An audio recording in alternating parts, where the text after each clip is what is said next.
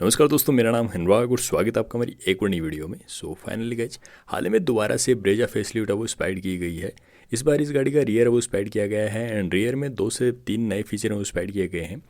सबसे पहले फीचर की बात करें तो अब आपको रियर के अंदर नया बम्पर देखने को मिलेगा। अगर आप इसको ध्यान से देखोगे तो पुरानी ब्रेजा के अंदर जो रियर बम्पर आता था उसमें आपको यहाँ पे कट मिलते थे, जबकि अब जो लोअर बम्पर आएगा यहाँ पे आपको कट नहीं मिल के ये स्ट्रेट लाइन के अंदर मिलने वाला है एंड ये सिल्वर फिनिशिंग के अंदर रहने वाला है। ये माइनर सा फ़र्क है, लेकिन लुक वगैरह के अंदर ये बड़ा रेडिकल चेंजेज आपको देखने को मिलता है।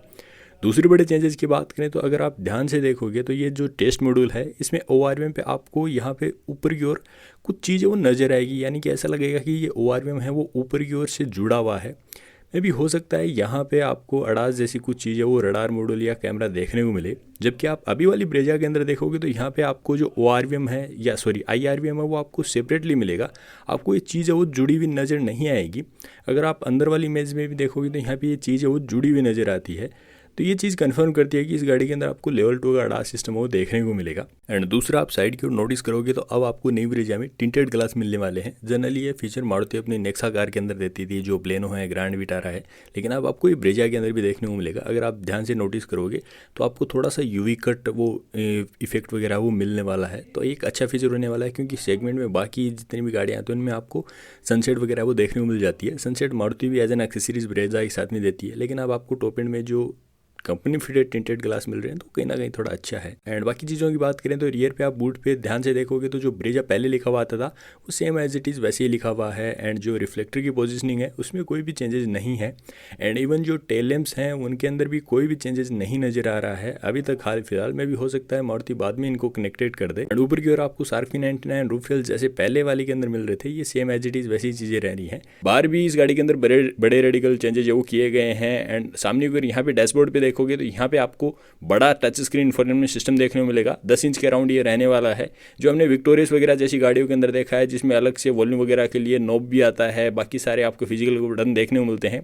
तो वो वाला इंफोटेनमेंट सिस्टम आपको देखने को मिलेगा। एंड डैशबोर्ड लेआउट वगैरह की बात करें तो डैशबोर्ड के अंदर भी कुछ कॉस्मेटिक चेंजेस आपको देखने को मिल सकते हैं। आपको सॉफ्ट टच डैशबोर्ड वो प्रोवाइड करवाया जाएगा। एंड एम्बिएंट लाइट पहले भी ब्रेजा के अंदर आया करती थी डॉट्स वगैरह के अंदर, अब आपको डैशबोर्ड पे भी देखने को मिलेगी। एंड कई सारे कलर वगैरह आप चेंज वो कर सकते हो।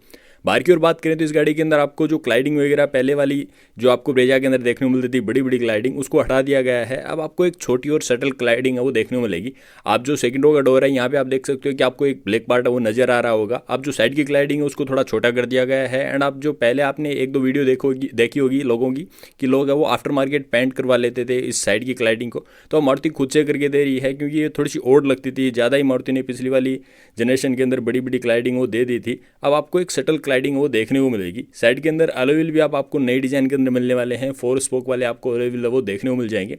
फ्रंट 2 टायर्स के अंदर आपको डिस्क ब्रेक देखने को मिलेंगे। रियर के अंदर आपको ड्रम ब्रेक्स वो प्रोवाइड करवाए जाएंगे।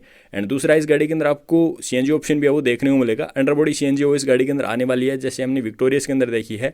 एंड बाहर की ओर बात करें तो आपको नया फ्रंट बम्पर है वो देखने को मिलेगा। एंड हाँ, साथ ही इस गाड़ी के अंदर आपको फ्रंट पार्किंग सेंसर भी देखने को मिलने वाले हैं। आप देख सकते हो टोटल 4 पार्किंग सेंसर आपको फ्रंट के अंदर वो मिलने वाले हैं।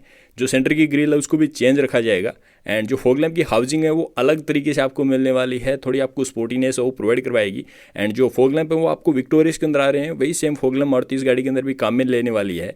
लोअर बम्पर है ये आपको नई डिजाइन के अंदर देखने को मिलेगा। एंड हेडलैम्प पे मुझे नहीं लगता है कि मारुति इस गाड़ी के अंदर हेडलैम्प वो चेंज करेगी, क्योंकि ये वाले हेडलैम्प अच्छे हैं। लुक्स वगैरह के अंदर सब्जेक्टिव हो सकते हैं, लेकिन काम करने में अच्छे हैं। इनका थ्रो वगैरह विजिबिलिटी वगैरह सारी अच्छी है, तो मुझे नहीं लगता कि मारुति हेडलैम्प को चेंज करेगी। बम्पर वगैरह जरूर मारुति है वो चेंज करने वाली है।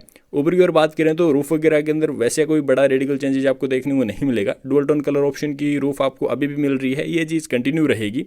व्हाइट कलर की रूफ जरूर आपको देखने को मिल सकती है डुअल टोन कलर ऑप्शन के अंदर।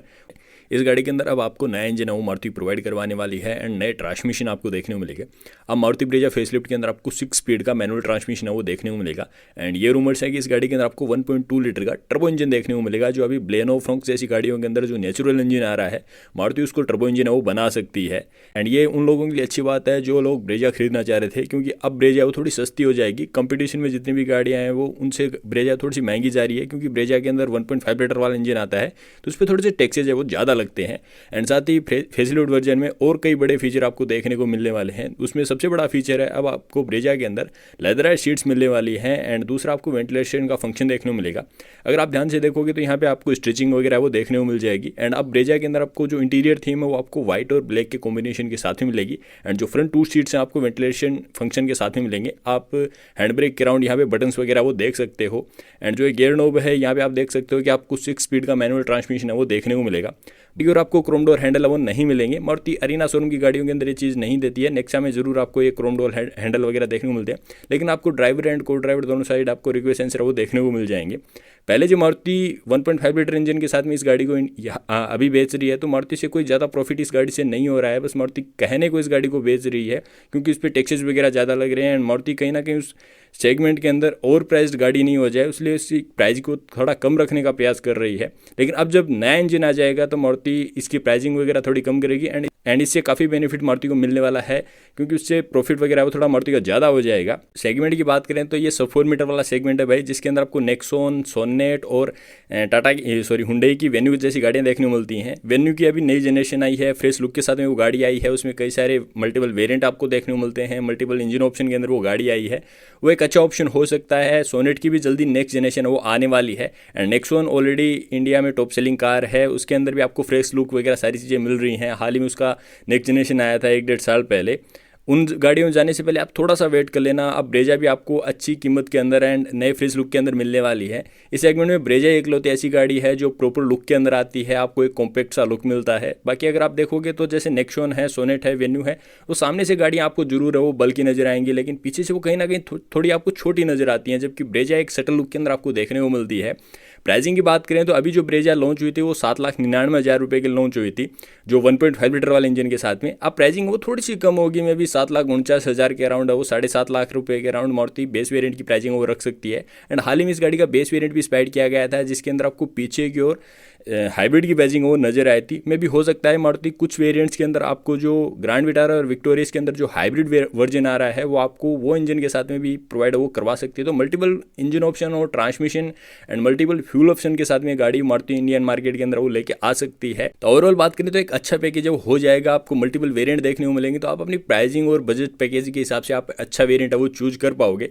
तो गाइस ये था ब्रेजा फेसलिफ्ट के रिगार्डिंग एक शॉर्ट इन्फॉर्मेशन वीडियो। अगर आपकी कोई क्वेरी है तो कमेंट बॉक्स में कमेंट कर देना। तो गाइस मिलते हैं इसी प्रकार के इंटरेस्टिंग टॉपिक को लेकर, तब तक के लिए take care and bye bye. Video देखने के लिए आपका बहुत बहुत धन्यवाद।